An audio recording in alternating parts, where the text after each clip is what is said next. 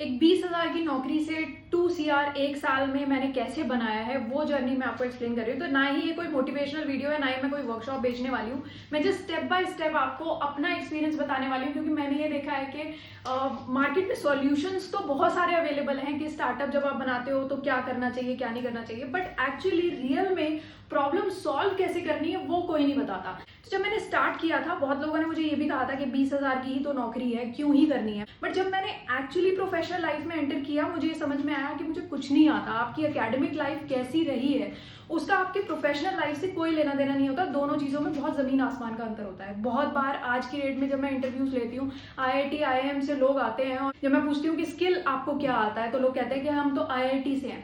But in reality भाई, तू IIT से होगा, तुझे आता क्या है? क्योंकि IIT की जो क्रीम होती है ना, वो या तो बाहर चली जाती है, कुछ लोग अपने स्टार्टअप्स बना लेते हैं, अच्छा बिजनेस बनाते हैं, और कुछ लोग अच्छी कंपनीज में चले जाते हैं। ये मैटर नहीं करता, आप जहां से मर्जी हो।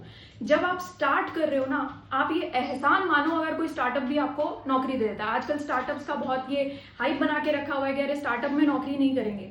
तो फिर भाई तुम्हें नौकरी दे कौन रहा है? अभी तुम फ्रेशर हो, तो फ्रेशर्स को ना अपने आप को बहुत ऐसे ट्रीट नहीं करना चाहिए कि अरे हम तो फलानी जगह से पढ़ के आए हैं इसलिए हमें अच्छा पैकेज चाहिए। पैकेज की बात तुम बाद में करना, पहले तुम ये बताओ कि तुम्हें स्किल क्या आता है। पहली जो मैंने नौकरी ली थी, एक ऐसा स्टार्टअप था वो, जहां पर आप ये मान के चलो 8-10 लोग ही काम करते थे।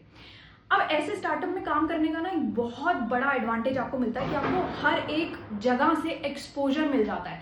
मैं एज अ कंटेंट डेवलपर गई थी वहां पर, बट मुझे ग्राफिक डिजाइनर के साथ काम करने का मौका मिला। मुझे वर्डप्रेस की वेबसाइट तक बनानी आ गई थी। तो जब आप किसी छोटे स्टार्टअप में काम करते हो ना, तो ओवरऑल कैसे फंक्शन करती है कंपनी वो आपको आ जाता है। आप देखो, जब आप स्टार्ट कर रहे होते हो ना कोई भी चीज, तो इम्पोर्टेंट सिर्फ ये नहीं है कि आपको पहले जॉब मिल जाए। इम्पोर्टेंट ये है कि उस जॉब से आपको जो स्किल सेट सीखने को मिल रहे हैं वो आप ईमानदारी से सीखो, जो कि आपकी अगली जॉब में या अगले किसी काम में डेफिनेटली काम आएंगे। एक बहुत बड़ी कंपनी का बहुत बड़ा प्रोजेक्ट मुझे मिला। पहली बार मुझे वो अपॉर्चुनिटी मिली, मैं खुद अपने से लोग मैंने हायर किए। अराउंड 6 महीने बाद एक स्टार्टअप में एक अपॉर्चुनिटी दिखी।